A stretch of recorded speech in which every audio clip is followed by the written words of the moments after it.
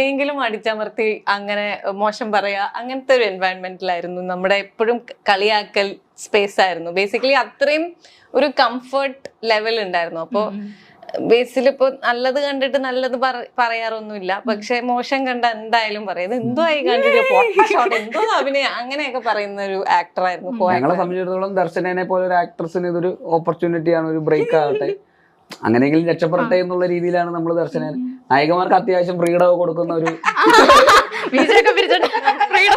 അത്യാവശ്യം ഒരു സെറ്റായിരുന്നു ഞങ്ങളത്. അപ്പൊ മൊത്തം വിപിൻ ചേട്ടൻ, നാഷിദ് ഞങ്ങളുടെ കോറൈറ്ററും, ബേസിലും 3 പേരുടെയും ഒരു ഗ്യാങ് ക്വൈറ്റ് അത് തീർത്തത് എനിക്ക് നല്ലൊരു കാര്യം. പക്ഷെ എനിക്ക് ഐ തിങ്ക് ഫസ്റ്റ് ഫ്യൂ ഡേയ്സിൽ മനസ്സിലായി ഇതായിരിക്കും ഇവിടത്തെ മോഡ്. ഭയങ്കര നല്ല സീനൊക്കെ കഴിഞ്ഞ് നല്ല ഓക്കെ ഈ ടേക്ക് നന്നായിരിക്കും എന്ന് കഴിഞ്ഞ് നോക്കുമ്പോഴൊക്കെ നാഷിദ് അവിടെ ഇങ്ങനെ നിൽക്കുന്നുണ്ട്, ഇങ്ങനെ ഒന്നും അല്ല എന്നൊക്കെ. അതാണ് അവിടത്തെ മോഡ് മെയിൻ.